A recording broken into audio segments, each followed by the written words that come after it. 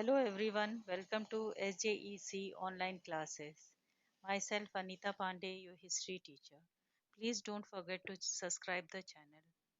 In the previous videos, we have studied about the economic, political, social and religious causes. In this video, we will study about the main events of the war of 1857.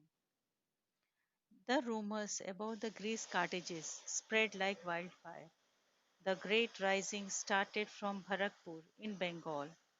A Brahmin sepoy named Mangal Pandey refused to use the Greece cartridges and killed two English officers. He was hanged. This resulted in general uprising in Meerut, Delhi, Kanpur, Lucknow, Jhansi, etc. Meerut. The real trouble started at Meerut on May 6, 1857. It gathered momentum and spread across northern India like a wildfire. About 86 sepoy refused to use the grease cartridges. They were dismissed and sentenced to 10 years imprisonment. Next morning, their companions revolted, killed the officers, attacked the jail, and released the prisoners. Delhi, the Meerut soldiers set fire to the bungalow of English and set off for Delhi. The local infantry joined them. They killed their officers and captured the city. The last Mughal king, Bahadur Shah II, was declared Emperor of India. The soldiers from other area also came into Delhi. Soon, the mutiny of the sepoy changed into a revolutionary war. But the success of the revolutionaries provoked short-lived. Soon, Sir John Nicholson being Delhi, and he ultimately succeeded in capturing Delhi in September 1857. Bahadur Shah was court sentenced to life imprisonment and sent to Rangoon, where he died in 1862. Both his sons were shot dead before his very eyes. Thus, the mighty Mughal Empire came to an end. Kanpur. At Kanpur, the great uprising was led by Nana Sahib, the adopted son of Peshwa Baji Rao II. He was a brave and determined general. He captured the fort and proclaimed himself the Peshwa. He showed sign of national hero when he acknowledged Bahadur Shah as the Emperor of India. This very fact greatly joined the Hindu Muslim unity, which was the need of the time. Lucknow. The great uprising at Lucknow was led by Begum of Awadh. She organized an all out attack on the British. Sir Henry Lawrence was shot dead. General Havelock came to rescue them but failed to do so and lost a number of soldiers, including General Nile, who had administered large scale killing in Delhi. At last, Sir Colin Campbell reached there with more army. He defeated the rebels and recaptured Lucknow in 1858.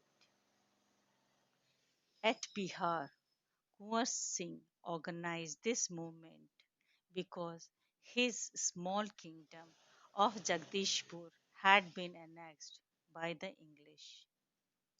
He extended his operation to Rewa, Banda, and Kalpi, and also helped Nana Sahib.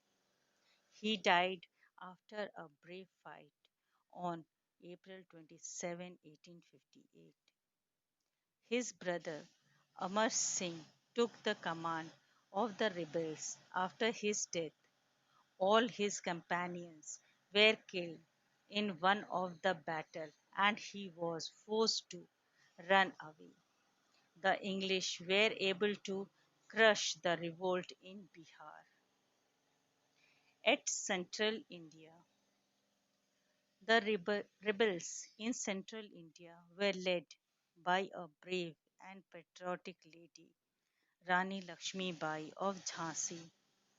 She was joined by the general Tatya Tope. The Rani fought like a true heroine. Her courage and military skill inspired her countrymen. She fought bravely, but Jhansi was captured by the English. The Rani fled towards Kalpi. English General Sir Hugh Rose followed her, but Rani Lakshmi Bai did not lose heart. Seldom was shown such a bravery and determination as was shown by the great heroine of the national movement. Along with Tatya Tope, she fell on Gwalior like a lioness and seized it from who was loyal to English. Sir Hugh Rose advanced towards Gwalior and defeated the rebel. The Rani died fighting on the battlefield. Tatya Tope fled.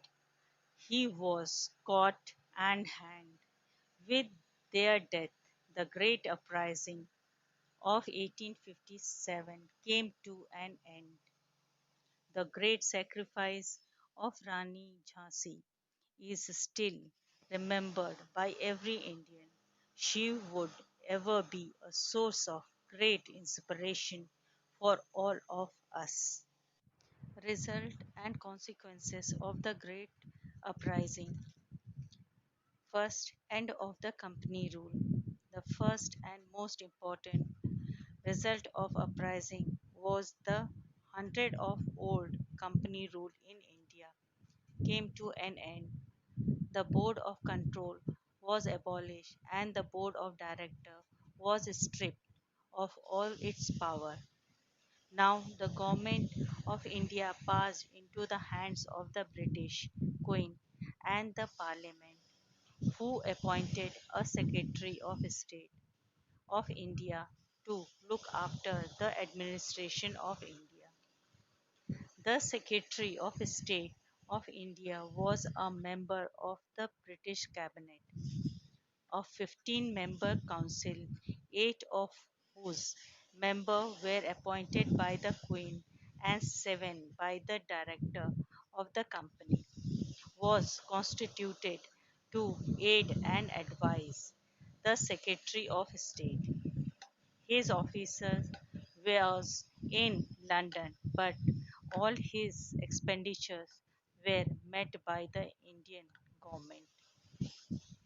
Next, with the transfer of the government from the hand of the company to those of the crown, the designations of the governor general was also changed.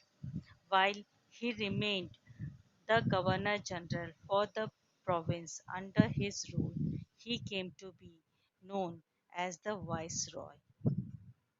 While dealing with the nawabs and the rajas and other native princes. Next, the British government fully realized that the Great Uprising had broken out mainly due to discontent caused by their aggressive policy towards the Indian princes. Therefore, they took various measures to satisfy the princes of making them loyal to the British. The first of this measure was to honor all the treaties entered by the Indian ruler with the East India Company. In this way, they tried to win back the trust of the princes. Fourth, change in policy towards the Indian state. To win back the confidence of the native prince, the most important measure taken by the English was to switch over the policy of subordinate union instead of the earlier policy of the subordinate isolation. First, Indian prince was assured that their kingdom would never be annexed. The doctrine of lapse was given a final goodbye, and the Indian rulers were allowed the right of adoption. But the number of Indian soldiers in their army was restricted and they were forbidden to enter into any relation with any native or foreign power without reference to the British government. They were also assured that there would be no interference in their internal matters except in the case of misgovernance. All these princes who had helped the British during their uprising were decorated with big honor and rewards. Abolition of Peshwaship and the Mughal lines. The adopted son of Peshwa Baji Rao II had taken an active part in the uprising of 1857, but he had voluntarily accepted into Nepal after the failure of the Great Uprising without any intention of return. The office of the Peshwa was abolished. With the abolition of Peshwaship, one of the chief warrior of the English ended. In the same way, the title of the Mughal emperor was abolished following the death of Bahadur Shah II, who had been actively associated with the Great Uprising. Thus ended the line of the great Mughal founded by Babur in 1526. Next, we move to the policy of divide and rule. During this revolution, there were ample instances of the Hindu Muslim unity and also of the people supporting their princes against the British.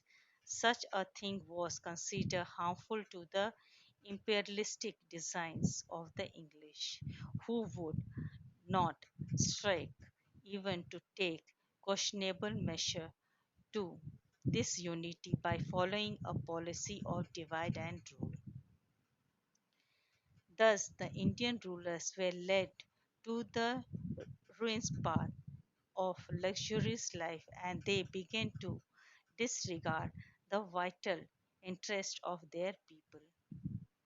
The British also encouraged hatred and ill feeling among the various sections, especially the Hindu and the Muslim, so that they would never unite again to pose a threat to the British rule in India.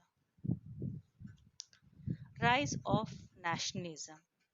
A far reaching effect of the uprising of 1857 was that the sacrifice of the Indian leaders gave birth to the nationalist movement in India. Reorganization of the army. Since 1784, when Pitt's India Act was passed, the company had two categories of European troops. One that was appointed from among the European settlers in India by the company itself, and the other were those appointed directly by the British government in England and set to serve in India. Increase in the number of the European troops. At the time of Great Uprising, the number of European soldiers were far less than of the number of Indian troops. It had been a fact that encouraged the Indian sepoy to break out a open revolt. After the uprising, it was led as a principle that in no case the number of the Indian sepoy would exceed twice that of the European troops. The new army consisted of about 72,000 Europeans and 135,000 Indian troops, mixing of the different class of sepoys. The soldiers of the Bengal army belonging to the same caste and practicing same faith had played an important role in provoking the uprising. Therefore, it was decided to mix the soldier belonging to different castes and practicing different faith in the same army so that unity and nationalism did not develop among them. Besides, the Indian sepoy were stationed in cantonment away from the civil area where they would not come into contact with the other people. Increase in expenditure on the army. A European soldier got salary 4 to 5 times more than an Indian sepoy. It was therefore natural that an increase in the number of European soldiers resulted in the increase in the expenditure. Next, we move to the religious, social, and economic results. First, promise of religious freedom. It was clearly stated in the Queen Proclamation or Declaration of 1858 that there would be no interference in the religious belief of the practice of the people and all would enjoy full freedom in this respect. Next, the Indians were promised appointment to the higher offices under the government without discrimination to caste, color, or religion. It was particularly stated in the Declaration of 1858.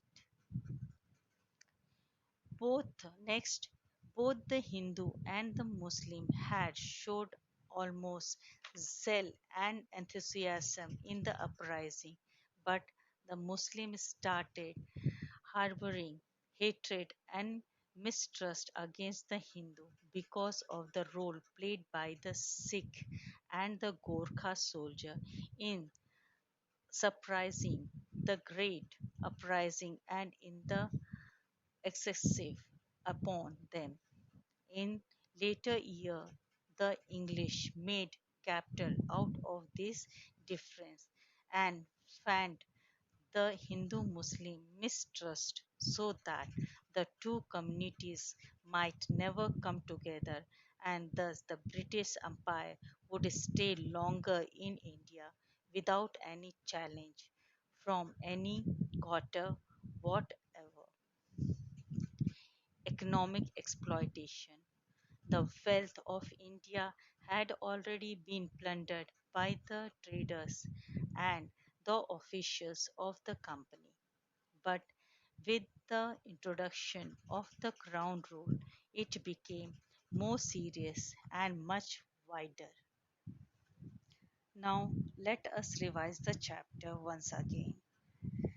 By the 1856, the English were governing India by annexing Indian states, depriving Indians of their political rights, and exploiting them economically.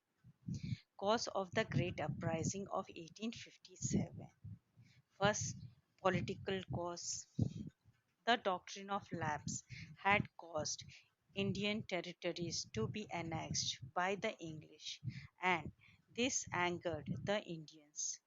Disrespect shown to Bahadur Shah Zafar was intolerant for the Indians. Next, ill treatment of Nana Sahib and Rani Lakshmi Bai, annexation of Awadh, and disbanding of army of annexation state, the people and soldiers who wanted to revenge. Other princes who suspicious of the English and had observed how the Indians were ill treated. Their arrogance and insult made the princes angry. They wanted to get rid of the English. Next, we move to the social and religious causes. The English adopted forceful and violent method to spread Christianity. They insulted Islam and Hinduism.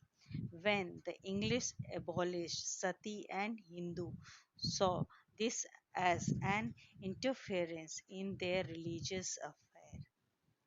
Next, the Brahmins and the mullahs or Malvis were upset when Western culture was introduced and their role and influence in society declined.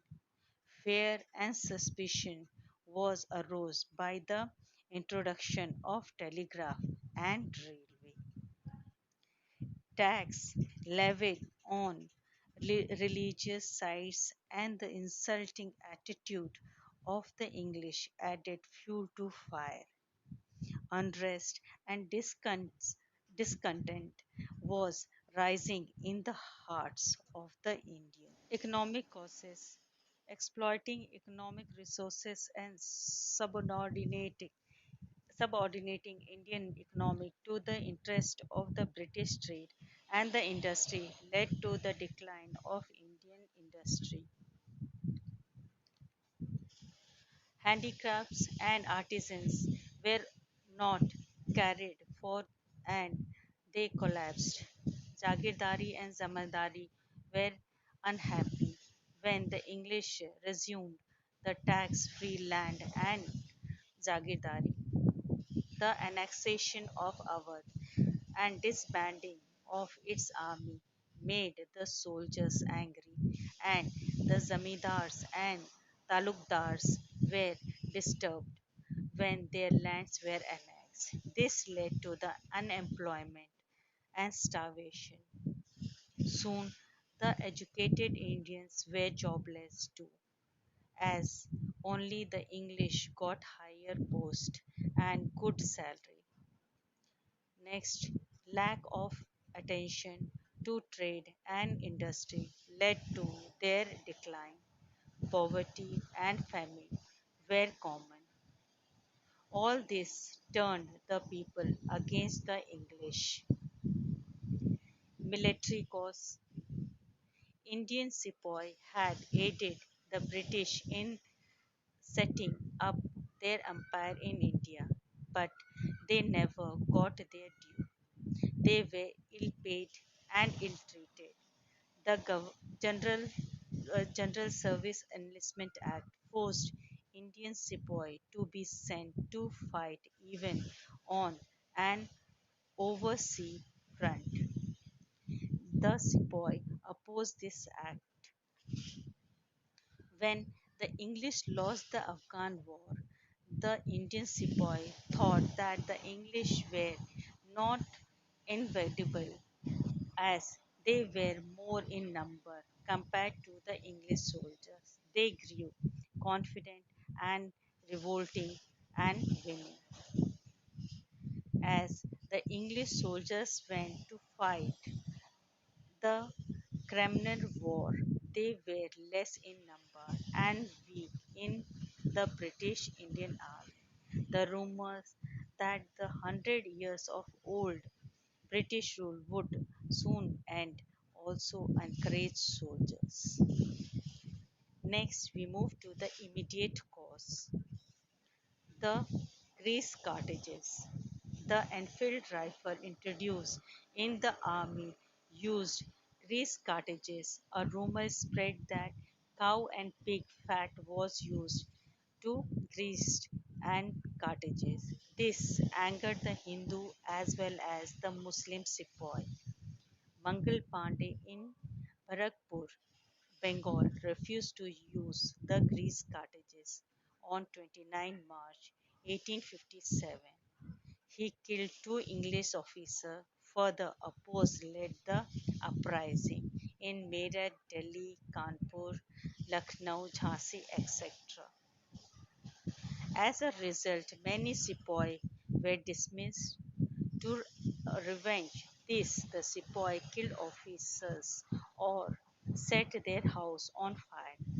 But with the aid of some loyal soldiers and Indian chief, the British were able to support or suppress the uprising of 1857, which is often called the First War of Independence.